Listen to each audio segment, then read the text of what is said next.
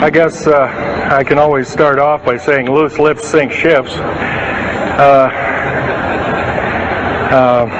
That's almost a pun anymore. I'm Phil Schneider. I worked 17 years for the United States government as a geologist and aerospace engineer, as well as a structural engineer. I worked for such elusive occupations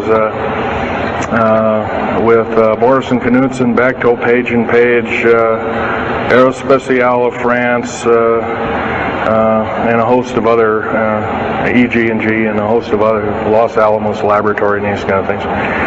But rather than bore you with all those statistics, I've got cooked up a real mixed bag here of different topics, and it's might be a little bit like brain overload, but I'll start from the beginning. Now, like I said, I worked 17 years, co-invented methods of shape charge blasting as well as laser rock deflagration, which means rock is literally melted or powdered by a special maser laser combination, and the residue of the rock underneath is applied as a coating, as a liquid coating, kind of like instant agate, if you could imagine a hunk of agate, which is a hard silica mineral, rock actually. But up here we have another topic. This is an area to where I worked. I worked 11 years of the 17 years at Groom Lake, S4, S2. It's in the Nellis Air Force Base area. In fact, Groom Lake is, I'll show you in the picture right here. It's right here. Groom Lake is quite the place. A lot of rumors and other kinds of things have come out of there. Of course, people have stood on the outside for years and wondered at what's been flying there. There's all kinds of things been flying. Let me give you a brief overview. Start in ancient history land here. Back in 1909, the U.S. cavalry was engaged in catching some banditos that had crossed over the Mexican border into a place called Truth or Consequences, New Mexico. And they went into a cave or a hideout and killed the so-called bandits, but what they found out they couldn't explain, and they were called horseshoe craft at that time, or horseshoe ships. There were UFOs, and they saw these, what they called demons, gray demons, little gray guys all around the place. That was in 1909. Now in 1933, our government was actively engaged with the Europeans, mostly the French and the English, in special researches dealing with aerial phenomenon. And once again, the term flying saucer or flying disc didn't come about until much later, supposedly right around the mid-1940s. Anyway, the whole thing here is that also in 1946, I might want to add, we were engaged in atomic bomb testing and this kind of a like, and of course the area of Bikini Atoll. Some of the pictures are over here on the white board. Showing with the actual language of both the U.S. Army and U.S. Navy archives. Anyway, these flying ships were seen as early as 1945, 46. Some of them were called Foo Fighters, and you name it. They were fully known about maybe as early as 1935 or 36 by our U.S. Navy. And there was a shallow underwater base at Bikini Island, and that was probably the one reason why a number of atomic bombs were exploded in that area rather than other areas which they could have been even more remote out in the South Pacific at Operation Crossroads. Well, anyway, this all led up to later on, about 6-8 years later, 1954, during the Eisenhower administration, led to an interesting treaty called the Greada 1954 Treaty. It was the Alien-Human Treaty. And supposedly the aliens had come in and exchanged technology, and they'd want to take an occasional human being and a few head of cows, and accurate books were supposedly to be kept, and all this kind of stuff. And of course, eventually all that broke down, and aliens are notorious for being liars, even greater liars than so-called, in quote, we humans are.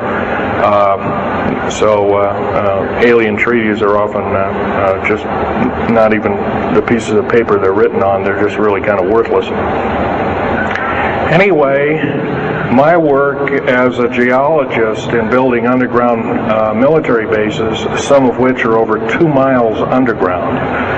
And I think when you listen to Al tonight, if you have a chance to listen to him, he will speak of, Al's actually been on some of the high-speed monorail subway cars, if you might want to call them, that link these bases together. Some of them are capable of riding on a cushion of air about 3/4 of an inch off a rail at a better part of Mach 2.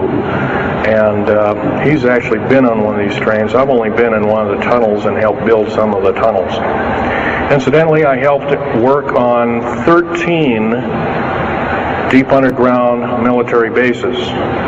Had hands-on experience. Notorious was the one in and around the Dulce, the southeastern and southwestern sides of Dulce, New Mexico, in the Los Alamos laboratory regions, where we built some hermetically sealed rooms that were very deep, going down over a mile. We also built additions onto Groom Lake and S2 and S4 complexes. There are a total of 9 underground. They're called DUMBs. Like, you can learn a lot from this dummy, but DUMB stands for Deep Underground Military Base, and or a deep underground DUM2, for instance, is a submarine base, and I have built a few of those too, which are off our continental shelves and in certain islands and out in the Atlantic and the Pacific in strategic locations. All this, I can hardly, in an hour's time, I can hardly squeeze all this in, so I'll be kind of rambling here if you just bear with me. The main topic of my discussion here is to link up basically what's going on with these deep underground military bases, what they're being used for, what is the present situation now being employed both by our federal government, which is slowly being phased out by the United Nations government, as well as the New World, end quote, the New World Order, which is an even higher entity, and who these higher entities are taking their orders from, and try and link up basically what's going on. A lot of us have been kept in the dark. We've been given, maybe most recently over here, photographs of an alien at Roswell. I'll just make a very brief statement about that. The photographs cannot stand up to a computer grain analysis test, and therefore are retouched or faked. They're not real. The real one, the real photograph of the charred or dead alien that was, or one of the several that were autopsied, is over here, was given to me by a friend by the name of Skip Frombach of Seattle. And his father worked as one of the principal doctors. He was from Germany at the time, and worked on some of the autopsy material, from what I understand. along with other people. Anyway,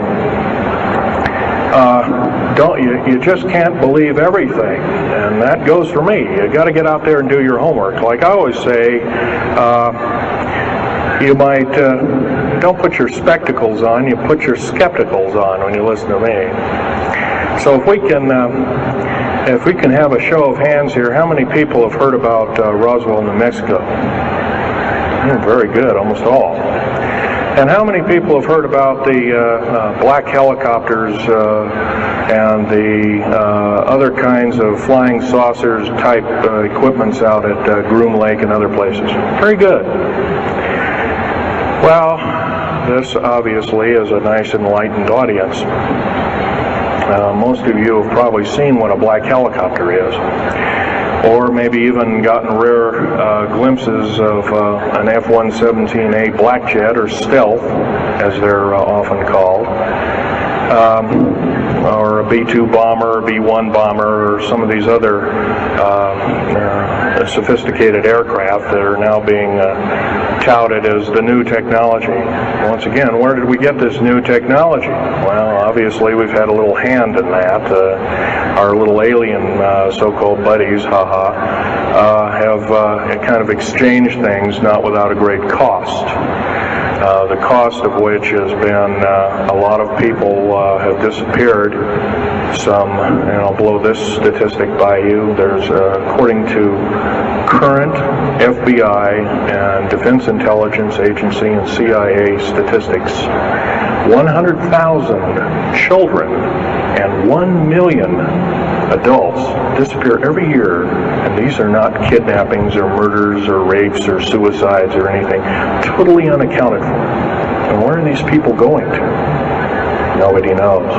Maybe one of us in this room or somebody has encountered on such an individual and lost a loved one or a friend or something, and that's unfortunate.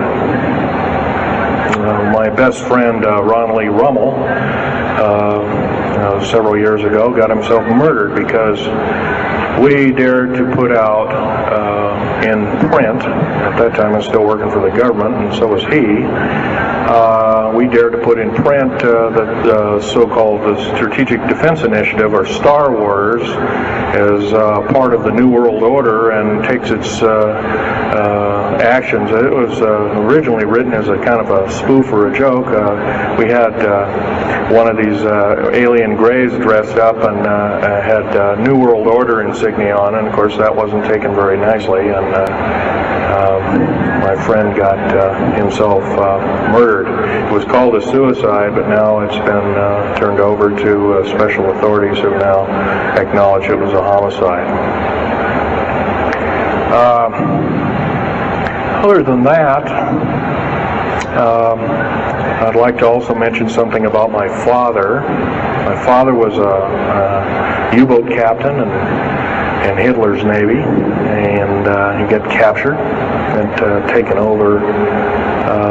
I didn't find this out until about 2 weeks before he died on his deathbed. He kind of told everybody in total shock. I was one of them.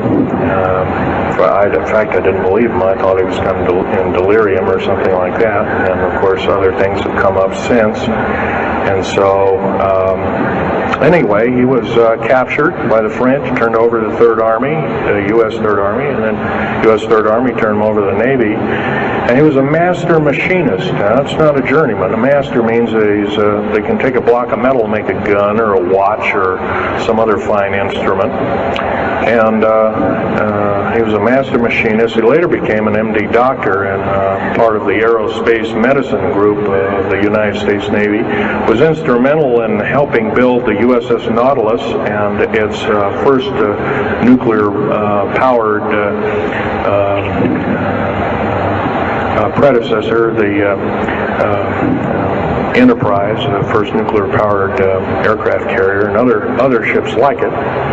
He pioneered all the ways in building very small and miniature nuclear engines and He even helped work later on in his life. He helped develop the infamous grid bed nuclear motor, which is now employed in some things that look like flying saucers that people claim are flying saucers. Yes, we, in quote, the United States Air Force and other armed forces, are training other European forces to fly unidentified, or now identified, or, in quote, flying saucers. We've actually built several prototypes that are flying under names of black craft. My position as a geologist and an engineer got me to see a lot of things in the world. I've been in over 70 countries. I also worked for NATO. I carried a level 3 security clearance with a rhyolite factor. Rhyolite is a hardened factor, only given out to a handful of civilians and maybe a couple of hundred military men worldwide. I thought I was doing the nation, United States, as well as the world a favor by, I thought I was kind of keeping my end up. Well, it didn't work out that way. I was to later find out that these underground bases are now being employed as strategic bases for, in case there is martial law in this country. Right now, our military professors that used to be in war colleges and the like are training people like ex-Russian KGB and Spetsnaz people right here on American soil. I've seen it with my own 2 eyes, along with other people, other geologists. By the way, I'm still a geologist, still do geological survey work. However, I don't work for the government anymore. I took my security clearance and all my government stuff and cut it up and sent it back to the, pardon my French, SOBs. When I found out that a number of these 131 deep underground military bases are being used to subvert the Constitution of these United States and its people, I says, that is enough. I can't possibly be connected. Oh, well, Mr. Schneider, you can't quit, they said. Well, I says, yes, I can. I'm an individual, I'm going to quit, and I'm walking off the job. And he says, so I got arrested and casually told, well, you got to finish a job. And so I caved into that part, and I finished 3 weeks, and then at that time my father was dying, and I was allowed home, and I never went back for my paychecks. Don't intend to either. These people are beginning to show signs of being our utmost enemy. I'm talking about military people now engaged in training foreign troops on American soil, clearly against the Bill of Rights and the U.S. Constitution. It's why we formed a government, why our forefathers formed a government, a republic of these United States in the first place, way back 200 plus years ago. Because the drawing and quartering of soldiers, taxation without representation, law by edict, otherwise known as today's version, executive order, among other things. The very reasons that we became, in quote, free, a free republic, a free society, possibly one of the greatest nations to ever be a nation on this earth, were instilled in our founding fathers that are now so far away from the people now running our federal government structure. So I'm here today to touch upon a number of subjects. One being that these underground bases are roughly over 3 of them per state. There's now, instead of 12 prison camps, there's 39. That's almost 1 per state. They're building 2 prison camps every 7 months. They're building 2 underground military bases every year. Each one of these military bases, by the way, these underground military bases, they cost somewhere between $17 and $26 billion.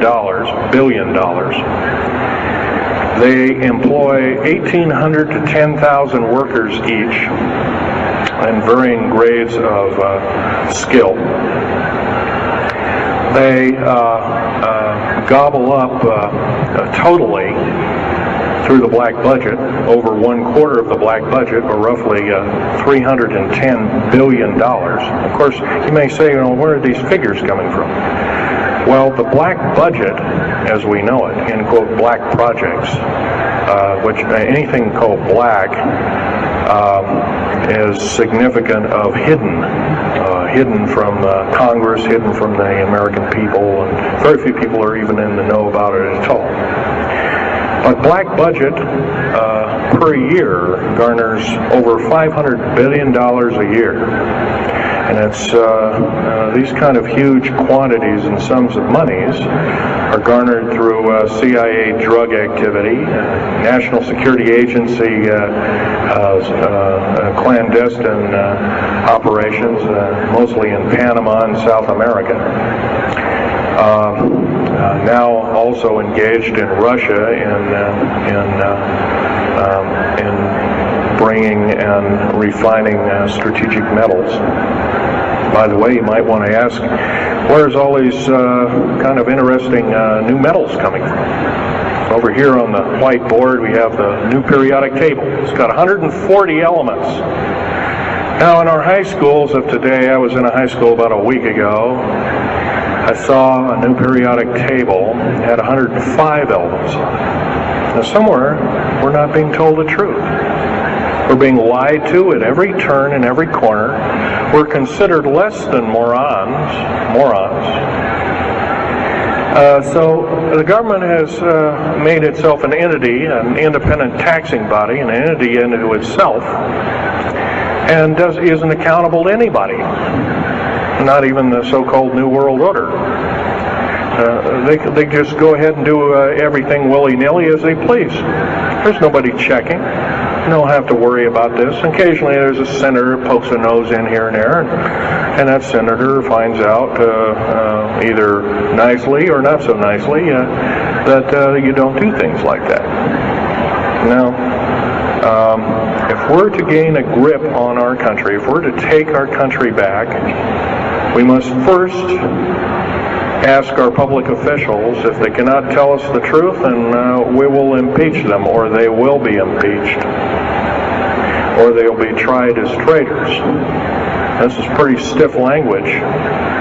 Already it's slowly beginning to trickle out and to occur to a number of people that this may be the only way out. Also, our founding fathers, George Washington, Patrick Henry, and a few of the other ones, came up and said that you don't want to let the beast out of the box. And they were talking about a runaway government. You don't want to allow your government to become like England at that time. And so they warned us about this very same kind of thing. First of all, the United States is not a democracy. It's not a republic anymore. It should be a republic. That's to the republic for which it stands, one nation under God. Why we can't even pray in the public schools anymore. We have to have a Supreme Court judge or group of them, plus Janet Reno and company, among other things, telling us what to do. Interpret for us as if we cannot read with our own 2 eyes and understand with our mind. This, of course, is bad policy all the way around, and I guess I don't need to blow that by your ears. Okay, on another subject, I have a number of items up here at the table, one of which here is, I can show it, is a heavy hunk of rock indeed. It has a weight of about a little bit more than a pound. 2.5 times the weight of uranium. It's not radioactive, can never be made radioactive. It's composed of earth, rare earth, clays, and powdered metals, as well as an alien element, mostly from crashed, retrieved flying saucers and those of the kind that have happenstance to crash in our deserts and backyards, so to speak. It's called mironite. This is employed in every stealth aircraft, every black jet throughout the black budget.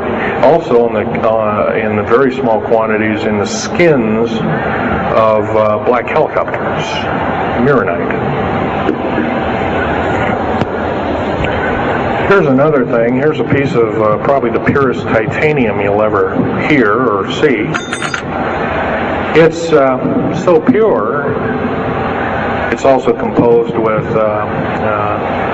other alien elements to make it extremely tough. It's capable of withstanding temperatures in excess of 7,000 degrees Fahrenheit.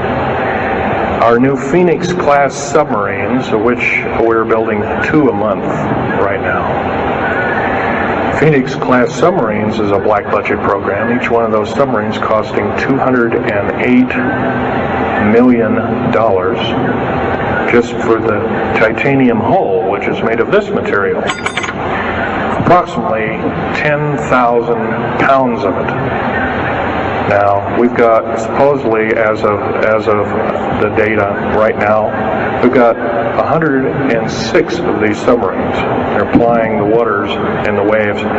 They can dive to a depth of over 7,000 feet and hold that for 3 months. It's a fantastic submarine indeed.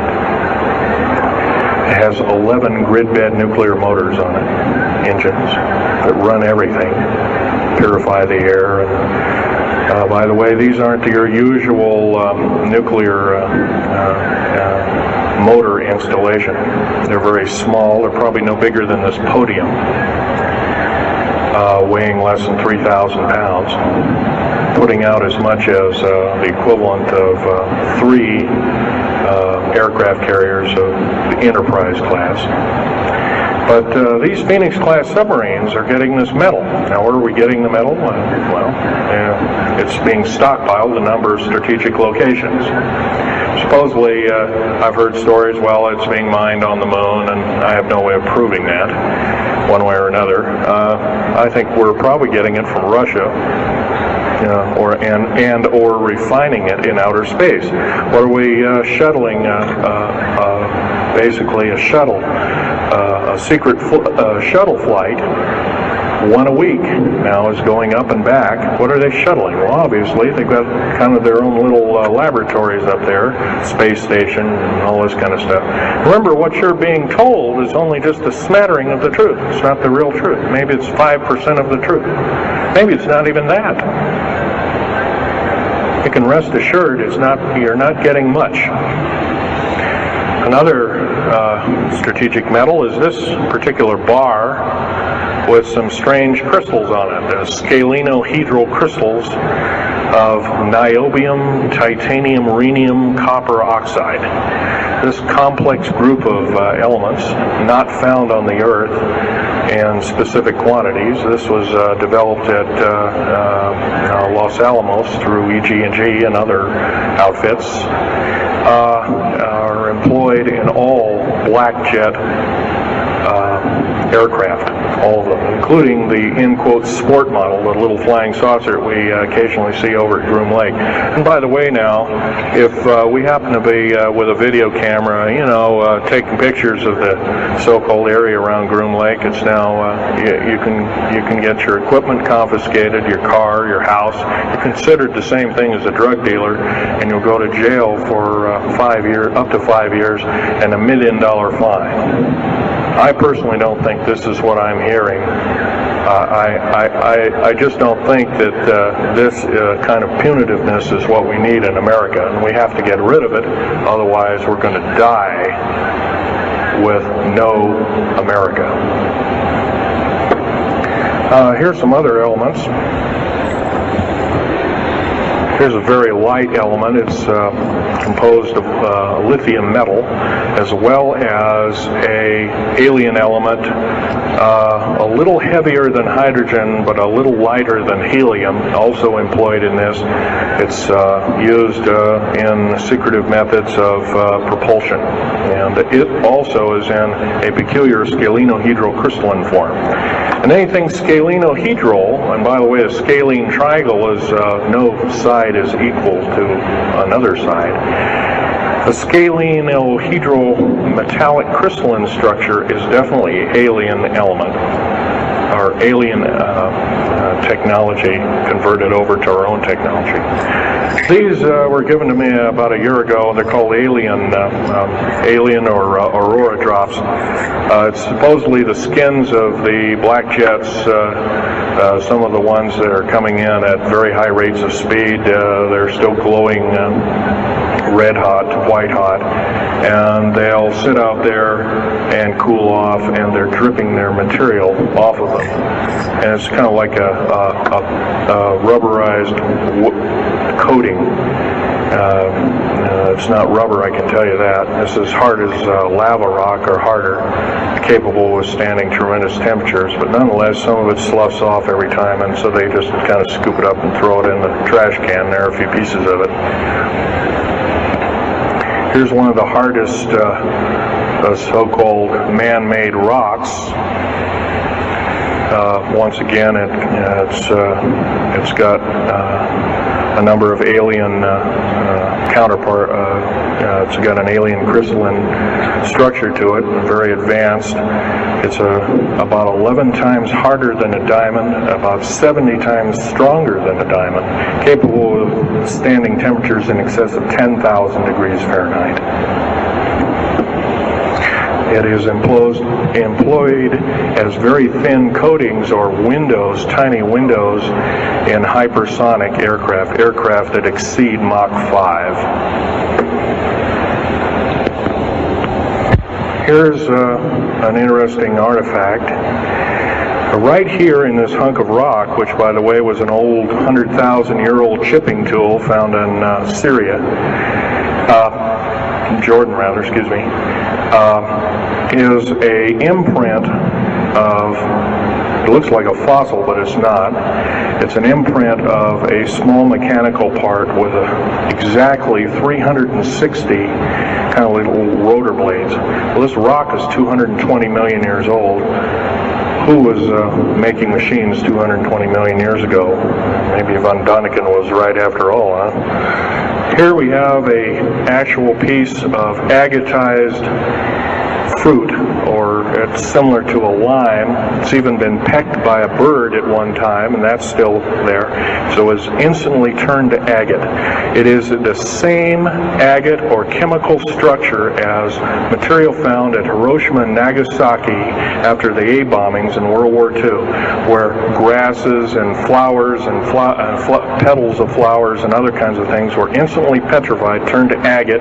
It is the same identical crystalline structure. However, this particular piece is about 20 million years old, and it's still got its original green coating, and it's basically unchanged. Perfect condition. Likewise, here's a garlic plant about somewhere between 20 and 35 million years of age, and once again it's got that same pink agate coating. And here are some pieces of the metal skin from the crash disk at Roswell. It was given to me when I was 14 years old. My father was visiting one of his old friends in the Navy archives, as well as he was in the Royal Navy in England. And I, as a 14-year-old boy, I says, "Gee, Dad, can I ask Johnny something?" "Oh, go ahead, ask him.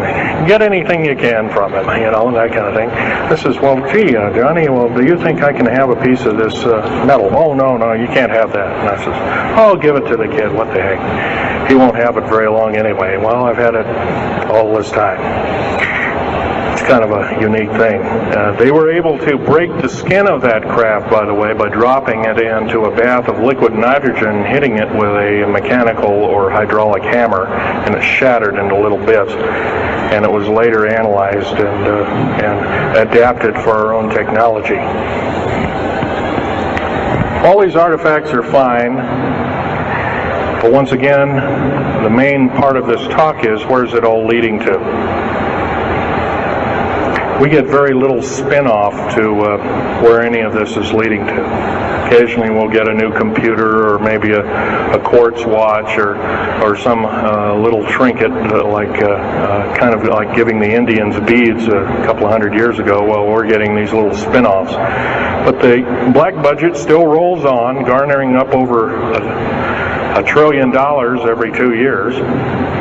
It's somewhere between 1.023 trillion and 1.31 trillion dollars every 2 years. And every year it goes by and the black budget is unchecked, unaccounted for. It's just subverting our country. That's number one. Number two is that these underground military, first of all, if there was something like a nuclear war or there was a definite enemy out there where we were going to be under attack, like from China or someplace like that, I could see maybe a couple of dozen underground bases for a government, and so it could theoretically rise up like the phoenix out of the ashes. Well, not 131 of these, and if you were going to so-called round people up and put them in prison camps, what a better prison camp than underground, where nobody knows where it is anyway. So once again, these underground bases are most likely been planned as underground prison camps and slave labor factories for the New World Order. New World Order, by the way, is getting, and I'm probably the only person ever talking about this, the New World Order is taking, and the United Nations is taking its orders from, believe it or not, these more powerful outer space alien entities. We might call them the large grays or the small grays. Sinister forces indeed. And you might want to say, well, gee, how come we don't see more of this kind of thing? Well, you can just imagine. If you're only being told 5% or less of the truth, that isn't very much to go on. That's one thing. Another thing is you don't find very many people coming up here and letting you have hands-on experience. I'm going to try and do this to you. However, I do ask you to go out and do your homework and keep doing it. Don't necessarily believe in what I'm saying, but get out there and talk to people. Whether it's just a couple of neighbors or friends or something, get out there and talk. Because one will tell two and two will tell four, and then pretty soon you have a whole room full of people that are in the know. And then from there, wonders can work. Other than that, as far as changing the black budget and these clandestine programs, public opinion is only going to do that, and it's going to take millions of us. But we have to be informed, and to do that, we have to be doing what we're doing now, gathering and talking. And, of course, most of us are adults and can weed out fact from fiction. Most of us are responsible adults and know the difference between fact and fiction and how to use it or how to abuse it. So we therefore have to continue to keep studying and keep talking.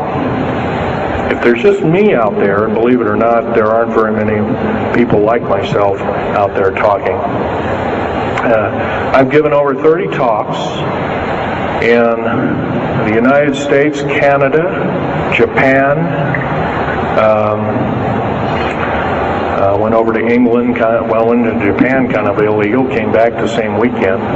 They flew me in and out, but gave a talk to a number of their execs, and they were very interested indeed.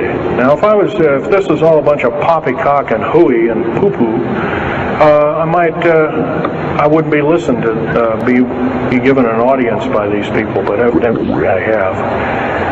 But 13 attempts on my life since the first of this year. There's a number of you ladies present, so I won't gore you out, but Al has seen some of the wounds, and there's a few other people that have been to a few of my other lectures, and they can attest that I have been shot. I've been run off the road, I've been pushed off the road, I've been mostly shot at, and that kind of thing like that. But I've been in hand-to-hand combat with some of these people, and once again, I'm not in the best of shape anymore, but I still know how to handle myself.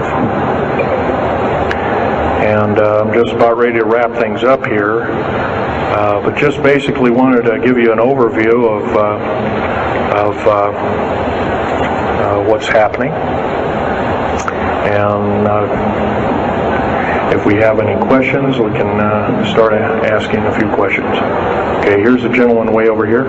Would you please speak up loud?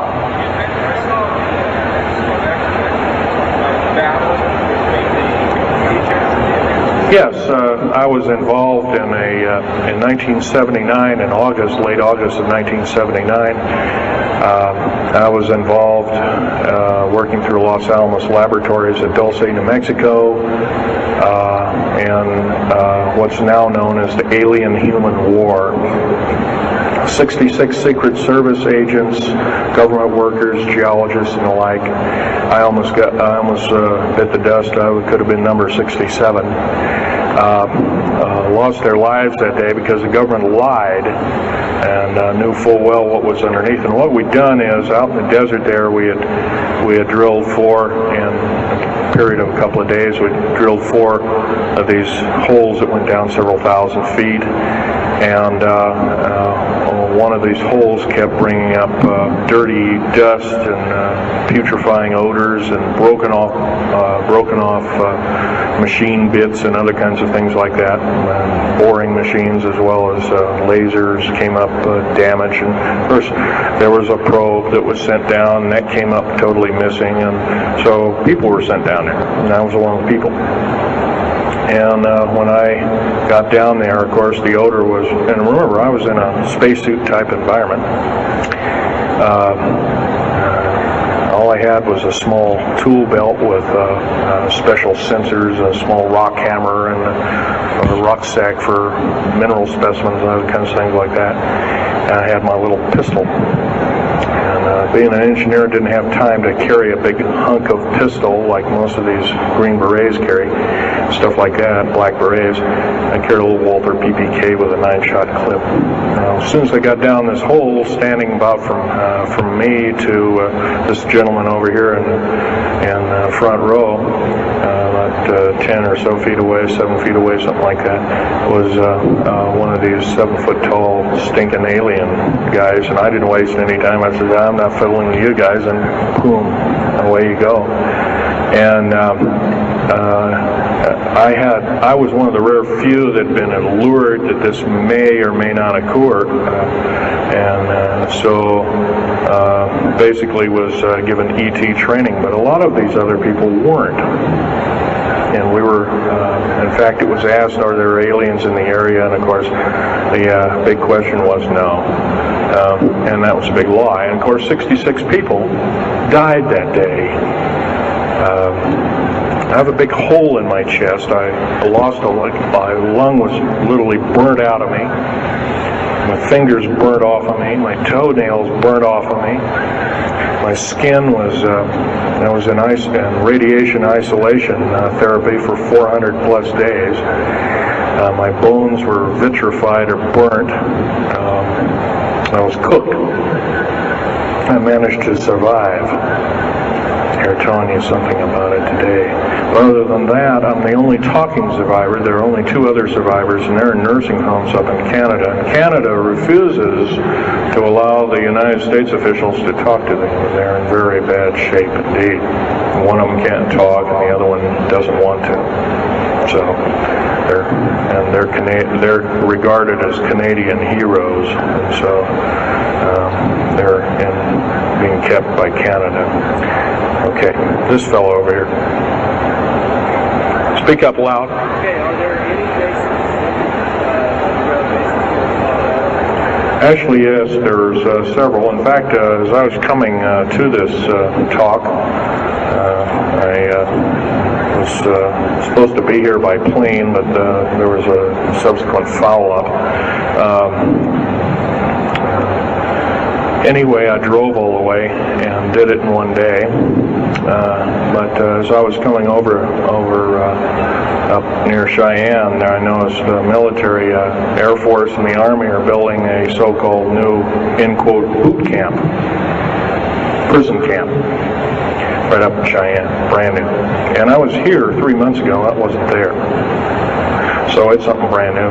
In Colorado, yes, there's about 4 underground bases, one being at Denver International Air Base. I call it Air Base, Spaceport, or whatever you want to call it. Denver International Airport. No wonder your luggage gets lost. There are 8 levels underneath the airport, tarmac there, end quote, tarmac or cement mac. And so those bags could be there for a damn long time. Why, just imagine if this was instantly turned to agate 30 or more million years ago, those bags could very well be the same way. So yeah, there's a number of them. And I wish I had a map with me. In fact, in subsequent talks, I'll have a map, which will be put on the overhead. In fact, my next talk, I plan to have just that. I had planned to bring a map here and had all the latitudes and longitudes of all the bases, and I can't do that. That would be a nice jail sentence for me, so I didn't bring it. So, but other than that, I'll have that all researched for you. Yes, this woman.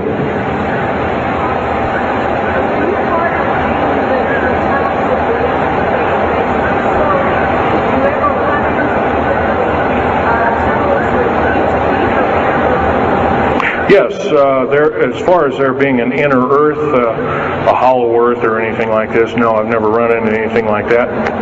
However, Al Bielek has been on these tunnel trains at the better part of Mach 2, going from coast to coast in an hour and a half, faster than any jet plane that we got, including the SST, or thereabouts, the same rapid speed. But I helped build a lot of these tunnels, and all of the underground mountain or military bases are connected, all of them, all 131 of them. They're connected both by road, not a big freeway under there, but it's at least a 2 to a 4 lane road, rather narrow lanes, but they're there, and they're also high-speed magneto-leviton train tunnels. Yes, this lady over here. Stand up and speak up, please.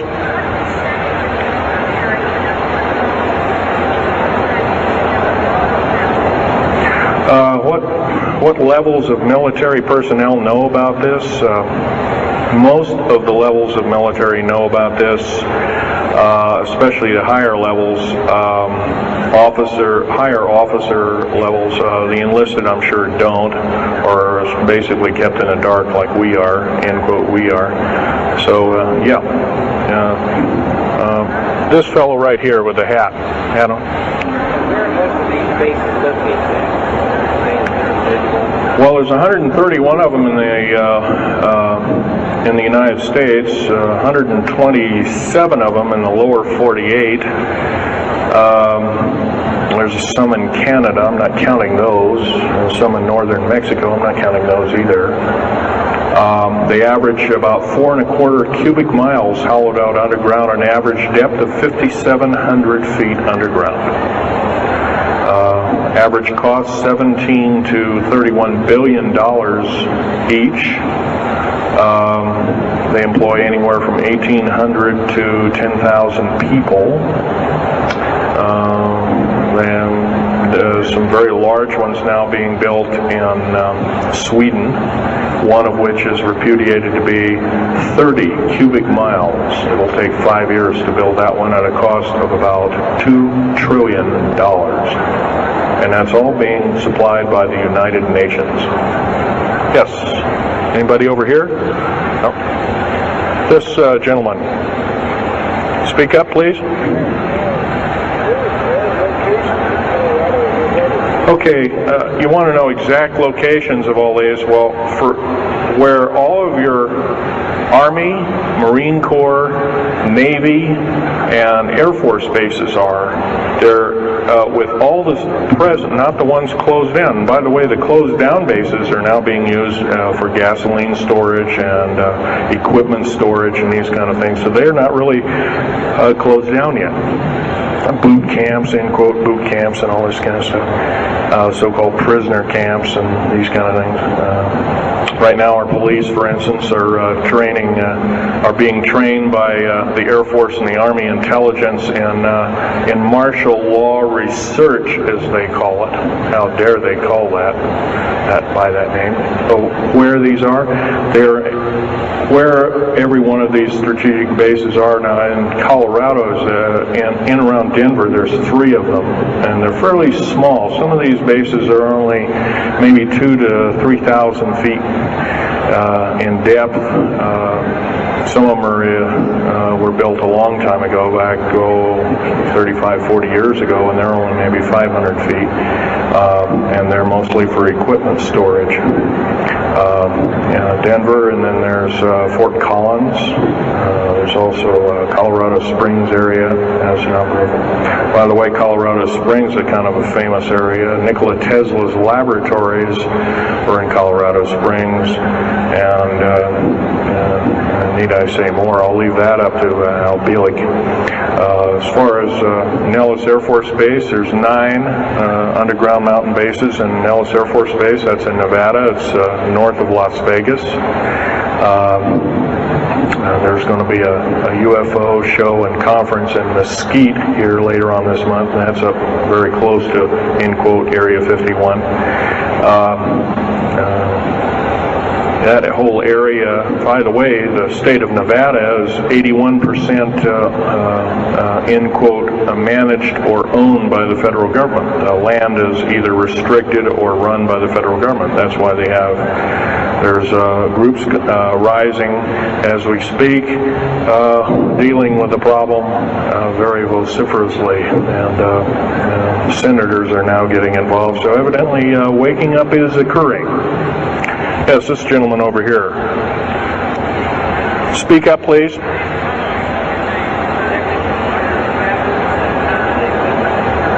Okay. Yes, they are. The gentleman asked, are these tunnels connected to large caverns? Yes, these large bases are basically like this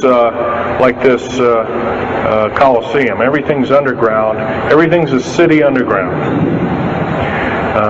Most of these bases both have military bases, and they have all the accoutrements of life. Remember, each one of these costs quite a bundle of dough, and some of it in our tax money, but most of it in clandestine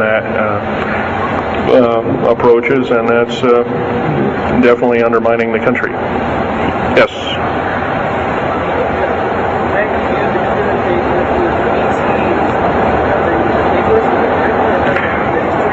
Well, some of them have a difficulty in understanding our language. It's too slow to them. If you've heard whale songs or bird chirpings at high speed, it's about what these aliens sound like audibly to us, so it's a bunch of gibberish. Yes, they've slowly actually broken down. There's 11 prototypes or 11 civilizations of aliens visiting this planet all the time, all of which are known by the U.S. military, 9 of which are not very good indeed. They're pretty bad news. 2 of which are benevolent, but the benevolent ones have supposedly left.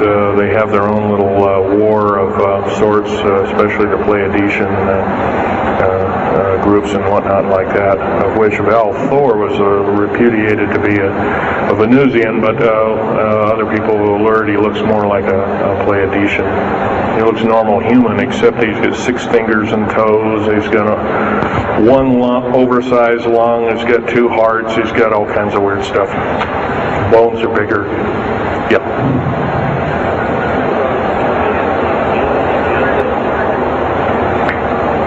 The man asked, do I tie in the alien agenda to the New World Order? Yes, sir, 100%. I can elaborate briefly. The New World Order right now basically is dismantling countries, governments, telling governments not to war with each other anymore, basically, so that looks good on the outside. They're taking their orders directly from the aliens who've got their own timetable. They want the one world order because they want the planet for themselves. Of course, you've often heard of the term Global 2000, and that's a supposed sinister plot, or has been a group of sinister plots to produce biological weaponry to reduce or thin out the so-called ethnic cleanse the population of the planet by 5/6, or roughly 5 of 6 billion people, enslaving the rest to work willy-nilly with the so-called people of the New World Order. Now, another peculiar thing is the alien agenda is not really well believed nor understood by a lot of these one-worlders. They don't believe it. They think they've been singled out for their own end of glory, and what they don't know is they're just another human being, and according to the negative or bad aliens, they're just another, we're considered bags of food to them. They don't eat us like we think of a cannibal eating a hunk of meat, but they use our glandular secretions as part of their food base, their blood and our glandular secretions like adrenal chrome and other kinds of things like this. And in fact, the Atlanta Center for Disease Control has figured out ways that we can combat this and all this kind of thing like that. It might be where these new designer diseases like AIDS and Ebola and hantavirus and all these kinds of things have come up out of nowhere, and these diseases, end quote, almost have a mind of their own. Yes, this lady here.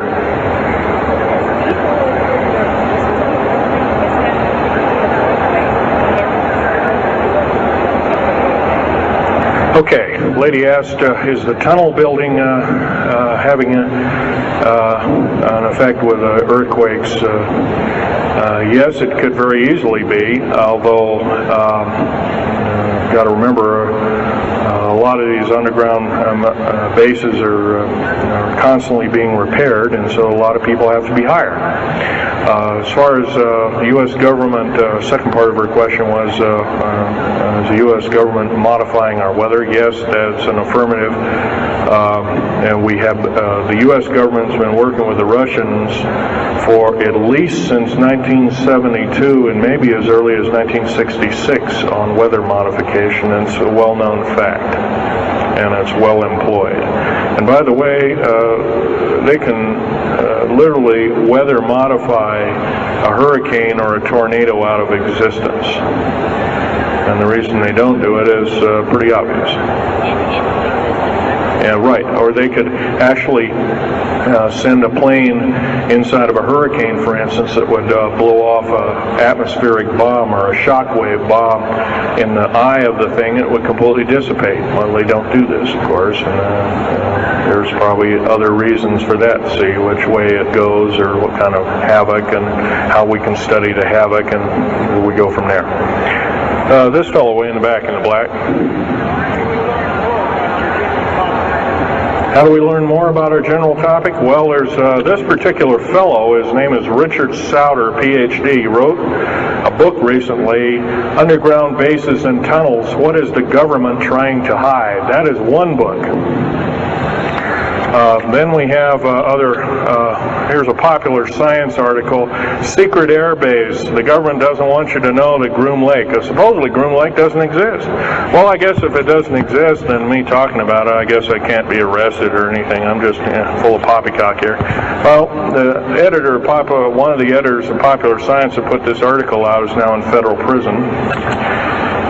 Then there's a book that called Stealth Fighter Pilot. These books are available. I got this one at Dalton's.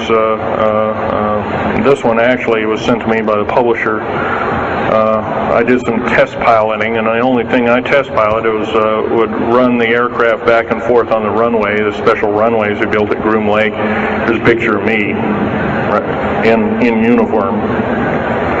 And I can go on. And these publications are out now, and they're available. Yes, this lady over here.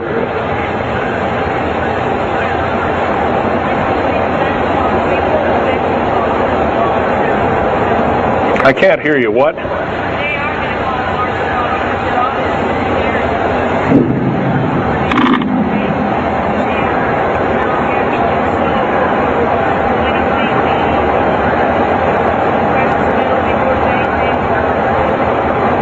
Okay.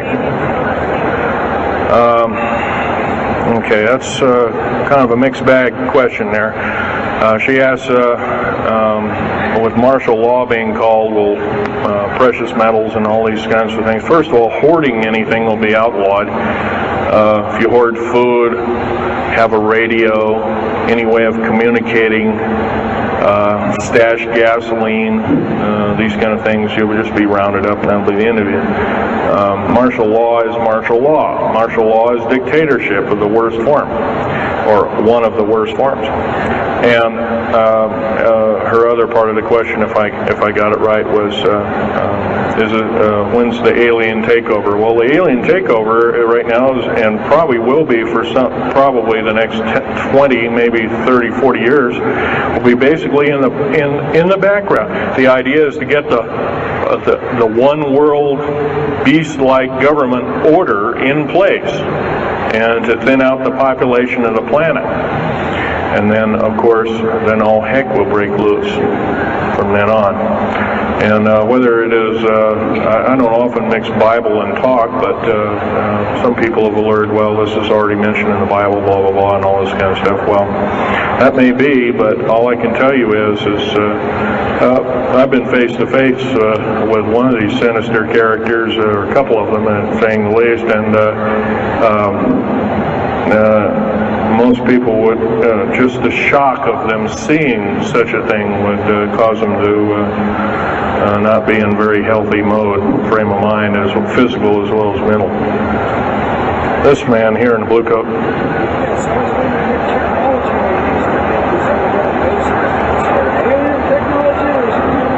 Well, it's a combination. What technology is used to build these underground bases? Well, we have lasers that can drill out, or basically deflagrate or melt out a tunnel 7 miles a day. And that tunnel is 28 feet wide, 28 feet high. You've been told about drilling and boring machines in a very slow, quarter of a mile a day. Most of that went out in World War II. Most of that's all World War I or World War II era materials. And once again, you've been badly lied to.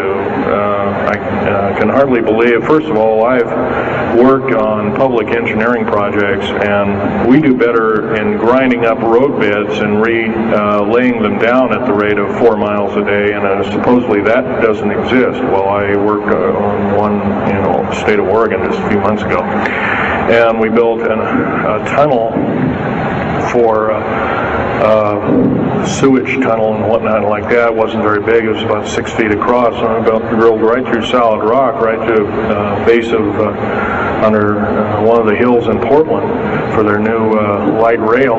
Did that in 2 days. but it was a small, complex tunnel. It was big enough for a man to crawl through and inspect, and I was one of the people that inspected, so yeah. What technology? A lot of this is alien technology, readapted for our own use, but a lot of it's our own ingenuity too.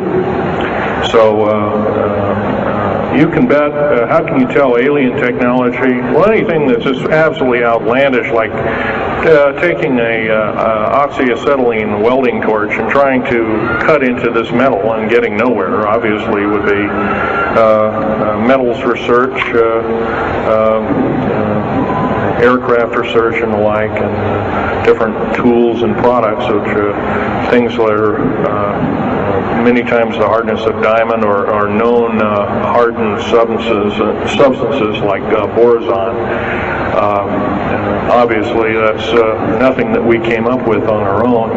What we could have over a several hundred-year period. But you've got to remember, too, that the military technology is outstripping the public sector technology at the rate of 44 to 45 years of technology for every calendar year, every 12-month calendar year here. So every year going by this time in 1996, the military technology will be roughly 45 years more advanced than where we are today. So it's quite possible that way back in 1943, the U.S. Navy not only caused the ship to disappear, it literally disappeared and reappeared.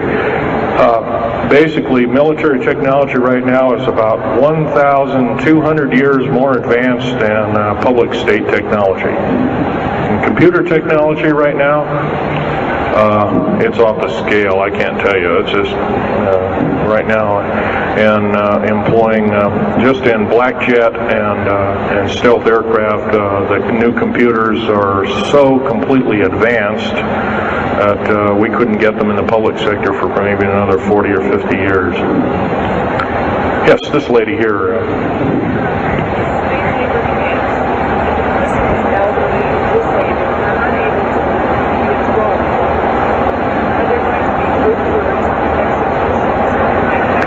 Well, the lady asked with the slave labor camps, the old, the infirm, the handicapped, are they going to be executed, and will there be executions? You can bet your bottom dollar there actually will be these things. I wish I knew more, but I don't. I've had my own agenda to kind of keep up and talk about. But other than that, yes, I would imagine so. If you look at all the 39 prison camps that are presently built, and they're called boot camps, by the way. And of course, these new trains that they have that have 143 shackle placements per train, they're a scary thing indeed. You know what they're called? They're called United Nations Prisoner Transfer Cars. Oh, that's an appropriate name, I guess. Well, we got to wrap it up here. They're telling me it's time. I'll take one more question. This lady over here.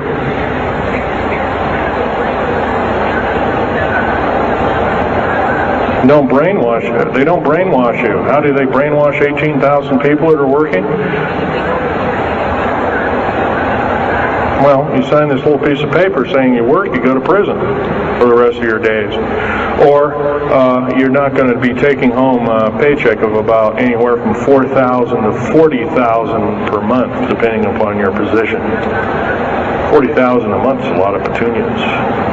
Okay, I got to wrap it up here, folks. So I'll be over in Al Bielig's booth. I think it's over in booth number 125. I could take other questions there and let you take a look at artifacts. And once again, on these artifacts, in a very few minutes, don't handle them, just look at them.